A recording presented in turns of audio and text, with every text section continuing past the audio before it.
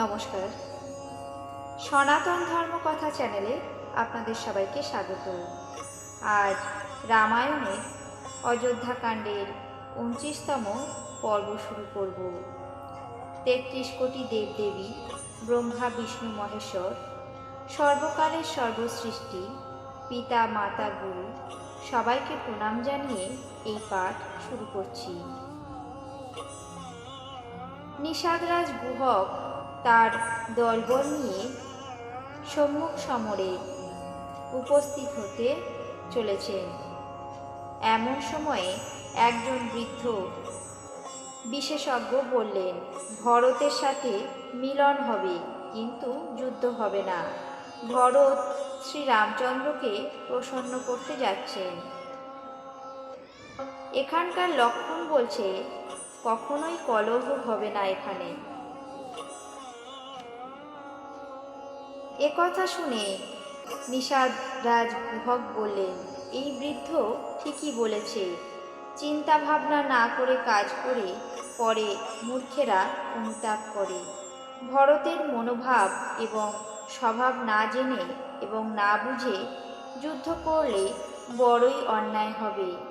অতএব হে যোদ্ধাগণ, তোমরা সকলে একত্র হয়ে ঘাট অবরোধ করো।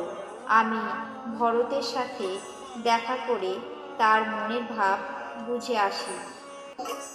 নিষাদরাজ তারপর মিত্র না শত্রু না নিরপেক্ষ এটা জানতে গিয়ে পরীক্ষা করার জন্য চললেন। শত্রুতা এবং বন্ধুত্ব গোপন করা যায় না, এই কথা বলে তিনি উপঢৌকনে সামগ্রী সাজাতে লাগলেন। তিনি নানাবিধ কন্দমূল, ফল, পাখি, মৃগ এসব আনতে আদেশ দিলেন। ধীবরেরা পরিপক্ক আর পরিপুষ্ট মাছ ইত্যাদি ভারে ভারে নিয়ে এলো। উপঢৌকন নিয়ে সাক্ষাতের জন্য যাত্রার সময় মঙ্গল চিহ্ন দেখা গেল। গুহকরাজ মুনিবর বশিষ্ঠদেবকে দূর থেকে দেখে নিজের নাম বলে দণ্ডবত প্রণাম করলেন। তারপর মুনিবর বশিষ্ঠ তাকে শ্রীরামচন্দ্রের প্রিয় জেনে আশীর্বাদ করলেন এবং ভরতকে বুঝিয়ে বললেন যে এই হলো রামের মিত্র নিষাদরাজ গুহক, ইনি শ্রীরামচন্দ্রের মিত্র। এইটুকু শুনেই ভরত রথ থেকে নেমে পড়লেন এবং অনুরাগে উচ্ছ্বসিত হয়ে তাড়াতাড়ি চললেন। নিষাদরাজ গুহক নিজের গ্রাম, জাতি এবং নাম শুনিয়ে মাটিতে মাথা ঠেকিয়ে প্রণাম করলেন। দণ্ডবত প্রণাম করতে দেখে ভরত তাকে হাত ধরে তুলে বুকে জড়িয়ে ধরলেন। তার হৃদয়ে প্রেম উথলে উঠছিল। তিনি ভাবলেন যেন লক্ষ্মণের সাথেই মিলন হলো। ভরত অত্যন্ত প্রীতির সঙ্গে তাকে আলিঙ্গন করলেন। সকলে প্রেমের রীতি দেখে ঈর্ষার সঙ্গে প্রশংসাও করতে লাগলেন। দেবতারাও মঙ্গলের মুখ ধন্য ধন্য ধ্বনি করে পুষ্পবৃষ্টি করতে লাগলেন। তারা বলতে লাগলেন, সামাজিক রীতি অনুসারে এবং বেদের বিধান অনুযায়ী যাকে সকলভাবে নিচু মনে করা হয়, যার ছায়া স্পর্শ করলে স্নান করতে হয়, সেই চণ্ডালকে নিজের কোলে তুলে নিয়ে বুকে জড়িয়ে ধরে শ্রীরামচন্দ্রের ভাই ভরত রোমাঞ্চিত শরীরে আলিঙ্গন করছেন। যে মানুষ হাই তোলার সময়ে রাম রাম বলে, অর্থাৎ আলস্যের বশেও যার মুখ দিয়ে রাম নাম উচ্চারিত হয়, সমস্ত পাপরাশি বা যে কোনো পাপ কখনোই তার সামনে আসতে পারে না।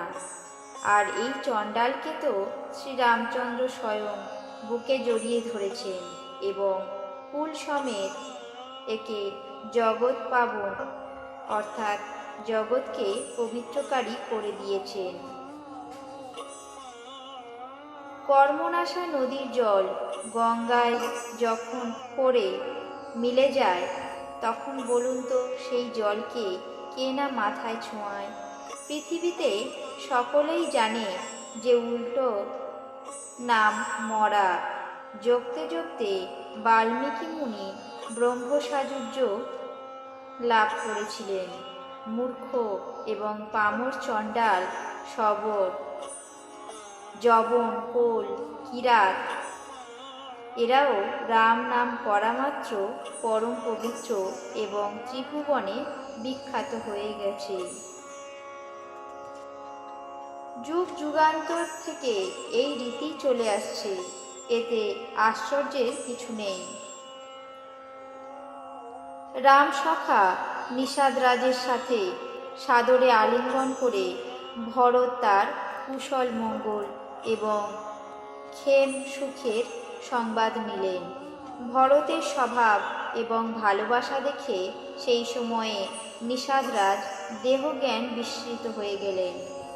তার মনে সংকোচ এবং প্রেম আনন্দ এমনই বেড়ে গেল যে তিনি দাঁড়িয়ে এক দৃষ্টিতে চিত্রার্পিতের মতো ভরতকে দেখতে লাগলেন। তারপর ধৈর্য ধরে বললেন, হে প্রভু, সকল কুশলের মূল আপনার শ্রী চরণ কমল দর্শন করে আমি ভূত ভবিষ্যৎ বর্তমান এবং 3 কালের নিজের কুশল জানতে পারলাম। এখন আপনার পরম অনুগ্রহে কোটি কুলের সাথে আমার মঙ্গল হয়ে গেল। আমার কর্ম এবং কুল দেখে প্রভু শ্রীরামচন্দ্রের মহিমা হৃদয়ে বিচার করে, অর্থাৎ কোথায় আমি নিজ জাতি আর নিজ কর্মচারী জীব, আর কোথায় অনন্ত কোটি ব্রহ্মাণ্ডের প্রভু ভগবান শ্রীরামচন্দ্র, তবুও তিনি আমার মতো নিজ ব্যক্তিকে তার অহেতুকী কৃপাবশে আপন করে নিয়েছেন। একথা বুঝে যে রঘুবীর শ্রীরামচন্দ্রের ভজন না করে সে এই পৃথিবীতে বিধাতার দ্বারা বঞ্চিত হয়েছে।